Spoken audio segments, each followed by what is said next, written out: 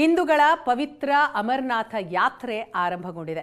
July 3ರಿಂದ August 24ರವರೆಗೂ ಮಾತ್ರ ಅಮರನಾಥ ಯಾತ್ರೆ ಇದೆ. ಅಮರನಾಥ ಯಾತ್ರೆಯ ದಾಸೋಹ ಸೇವೆ ಜಗತ್ತಿಗೆನೇ ಮಾದರಿ. ಜಮ್ಮು ಕಾಶ್ಮೀರದ ಹಿಮಾಲಯ ತಪ್ಪಲಲ್ಲಿರುವಂತಹ ಅಮರನಾಥ ಕ್ಷೇತ್ರ ಭಕ್ತರಿಗೆ ಊಟ ವಸತಿಗೆ ಕಿಂಚಿತ್ತೂ ಸಮಸ್ಯೆ ಆಗೋದೇ ಇಲ್ಲ. ಪ್ರತಿನಿತ್ಯ 40ರಿಂದ 50 ಸಾವಿರ ಜನರಿಗೆ ಇಲ್ಲಿ ಉಚಿತ ಊಟ ವಸತಿ ಕಲ್ಪಿಸಲಾಗುತ್ತೆ. ಕೇಂದ್ರ ಸರ್ಕಾರದಿಂದ ಜಮ್ಮು ಕಾಶ್ಮೀರದಾದ್ಯಂತ ಲಕ್ಷಕ್ಕೂ ಅಧಿಕ ಯೋಧರು ಭದ್ರತೆಗೆ ಅಂತ ನಿಯೋಜನೆಗೊಂಡಿರ್ತಾರೆ. ಯಾತ್ರೆಗೆ ಬರುವ ಭಕ್ತರಿಗೆ ಯಾವುದೇ ರೀತಿಯ ಸಮಸ್ಯೆ ಆಗಲ್ಲ. ಊಟದ ವ್ಯವಸ್ಥೆ ಕೂಡ ಮಾಡ್ತಾರೆ. ಹಾಗಾದರೆ ಭಕ್ತರಿಗೆ ಊಟದ ವ್ಯವಸ್ಥೆ ಹೇಗೆ ಮಾಡ್ತಾರೆ? ಏಷ್ಯಾನೆಟ್ ಸುವರ್ಣ ನ್ಯೂಸ್ನಲ್ಲಿ ಅಮರನಾಥ ಯಾತ್ರೆಯ ಗ್ರೌಂಡ್ ರಿಪೋರ್ಟ್ ಇದೆ ನೋಡಿ.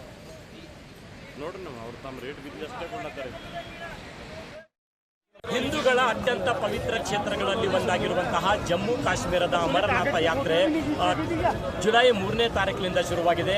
ಲಕ್ಷಾಂತರ ಜನ ಈ ಅಮರನಾಥ ಯಾತ್ರೆಗೆ ಬಂದು ಹೋಗ್ತಾ ಇದ್ದಾರೆ.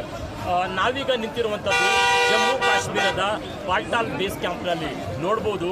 ಇದು ಬಾಲ್ಟಾಲ್ ಬೇಸ್ ಕ್ಯಾಂಪ್ನ ಹಿಂಭಾಗವನ್ನು ನೋಡ್ತಾ ಇದ್ದೀವಿ. ಬಾಲ್ಟಾಲ್ ಬೇಸ್ ಕ್ಯಾಂಪು ಇದು ಅಮರನಾಥ ಯಾತ್ರೆಗೆ ತೆರಳುವಂಥವರಿಗೆ ಒಂದು ಪ್ರವೇಶ ದ್ವಾರ ಇದ್ದಂಗೆ. ಆ ಅಮರನಾಥ ಯಾತ್ರೆಗೆ ಬರುವಂತಹ ಭಕ್ತಾದಿಗಳಿಗೆ ಇಲ್ಲಿ ಹೋಟೆಲ್ ಸೇರಿದಂತೆ ವಸತಿ ವ್ಯವಸ್ಥೆ, ಊಟದ ವ್ಯವಸ್ಥೆ ಏನೂ ಕೂಡ ಇಲ್ಲ. ಆ ಭಕ್ತಾದಿಗಳೇ ವ್ಯವಸ್ಥೆ ಮಾಡಿರುವಂತಹ ಲಂಗರ್ಗಳನ್ನು ನಾವು ನೋಡ್ತಾ ಇದ್ದೀವಿ. ಇಲ್ಲಿ ಒಂದಲ್ಲ ಎರಡಲ್ಲ 100ಕ್ಕೂ ಹೆಚ್ಚು ಲಂಗರ್ಗಳು ಈ ಬಾಲ್ಟಾಲ್ ಬೇಸ್ ಕ್ಯಾಂಪ್ ಮತ್ತು ಸುತ್ತಮುತ್ತ ಇರುವಂಥದ್ದು.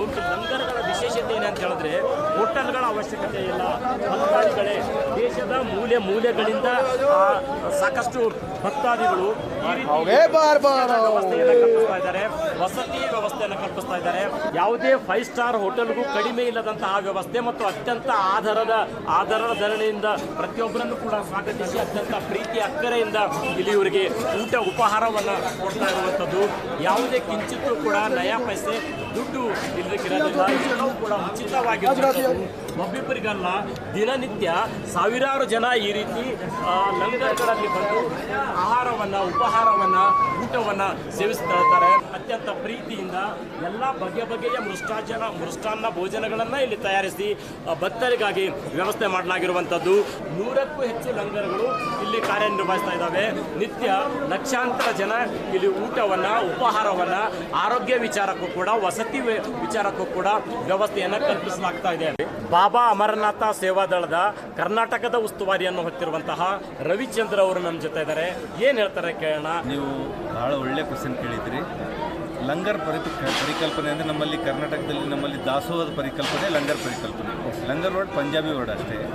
ಆದರೆ ಇಲ್ಲಿ ಏನದಂದರೆ ಅಮರನಾಥ್ ಯಾತ್ರೆಗೆ ಬಂದಂಥ ವ್ಯಕ್ತಿಗಳಿಗೆ ಬೇಸ್ ಕ್ಯಾಂಪಲ್ಲಿ ಬೆಲ್ಗಾಮ್ ಇರ್ಬೋದು, ಬಾಲ್ಟಾಲ್ ಇರ್ಬೋದು, ನೀವು ಅಂದಾಗೆ ಹೋಟೆಲ್ ಇಲ್ಲ, ಆಮೇಲೆ ಮೆಡಿಕಲ್ ಸುವಿಧಾ ಅಂತ ಯಾವ ಜಾಸ್ತಿ ಏನೂ ಇಲ್ಲ. ಇಲ್ಲಿ ಸರ್ಕಾರ ತನ್ನ ಮಟ್ಟಿಗೆ ಏನು ಮಾಡ್ಬೇಕು ಮಾಡ್ತಾ ಇದೆ. ಆದರೂ ಕೂಡ ಹೆಚ್ಚಿನ ವ್ಯವಸ್ಥೆ ಲಂಗರ್ ಮೇಲೇ ಇದೆ.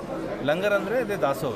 ಇಲ್ಲಿ ಪ್ರತಿದಿನ ಬರುವಂಥ ಯಾತ್ರಿಕರು ಒಂದೊಂದು ರೂಟಲ್ಲಿ 10 ಸಾವಿರ ಜನರಿಗೆ ದರ್ಶನ ಇರ್ತದೆ. ಅಂದರೆ ಸುಮಾರು 10 ಸಾವಿರ ಜನ ಬಾಲ್ಟಾಲಲ್ಲಿ, 10 ಸಾವಿರ ಜನ ಪಹಲ್ಗಾಮಲ್ಲಿ ಯಾತ್ರೆ ಪ್ರಾರಂಭ ಮಾಡ್ತಾರೆ. ಸೊ ಅಷ್ಟೆಲ್ಲ ಜನರಿಗೆ ಊಟದ ವ್ಯವಸ್ಥೆ ಸುಮಾರು 120 ಲಂಗರ್ಗಳು ಎರಡೂ ಕಡೆ 120 ಲಂಗರ್ಗಳಲ್ಲಿ ಈ ವ್ಯವಸ್ಥೆಯನ್ನೆಲ್ಲ ಉಚಿತವಾಗಿದೆ. ಯಾವುದಕ್ಕೂ ದುಡ್ಡಿಲ್ಲ. ನಿಮ್ಗೆ ಊಟ, ತಿಂಡಿ, ಇರೋಕ್ಕೆ ವ್ಯವಸ್ಥೆ, ಈಗ ಹೊಚ್ಕೊಳ್ಳೋಕ್ಕೆ ರಗ್ಗು, ಊಟದ ವ್ಯವಸ್ಥೆ, ಸ್ನಾನಕ್ಕೆ ಬಿಸಿನೀರು ಕೂಡ ಇಲ್ಲಿ ಕೊಡ್ತೀವಿ. ಅಮರನಾಥ ಯಾತ್ರೆಗಾಗಿ ಈ ಬಾಲ್ಟಾಲ್ ಬೇಸ್ ಕ್ಯಾಂಪ್ಗೆ ಕರ್ನಾಟಕದಿಂದ ಬಂದಂತಹ 100 ಯಾತ್ರಿಕರು ಕೂಡ ಇಲ್ಲಿದ್ದಾರೆ. ಹಾಗಾದರೆ ಅವರಿಂದನೇ ಕೇಳೋಣ ಇಲ್ಲಿರುವಂತಹ ಲಂಗರ್ ವ್ಯವಸ್ಥೆಯ ಬಗ್ಗೆ. ಇಲ್ಲಿ ಎಲ್ಲ ರೀತಿಯಿಂದ ವ್ಯವಸ್ಥೆ ಅದ. ಬಂದಾಗ ಪಾನ್ಕರ್ ಏನದ, ಇಲ್ಲಿ ಉಳ್ಕೋಕೆ ವ್ಯವಸ್ಥೆ ಅದ. ವೆರೈಟಿ ಊಟ ಅದ. ಇವತ್ತು ಊಟ ಕೊಟ್ಟರೆ ಅಂದ್ರೆ ನಾಳೆಗೆ ಬೇರೆ ವೆರೈಟಿ ಕೊಡ್ತಾರೆ. ಇವತ್ತು ಸಾಯಂಕಾಲ ದೋಸೆ ಕೊಟ್ಟರೆ ಮಧ್ಯಾಹ್ನ ಇಡ್ಲಿ ವಡ ಕೊಡ್ತಾರೆ.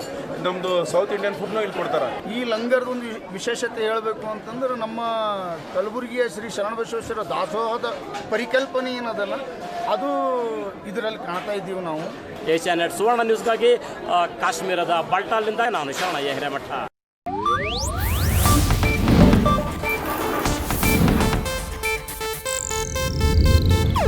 ಇದು ಏಷ್ಯಾನೆಟ್ ನ್ಯೂಸ್ ನೆಟ್ವರ್ಕ್ ಪ್ರಸ್ತುತಿ.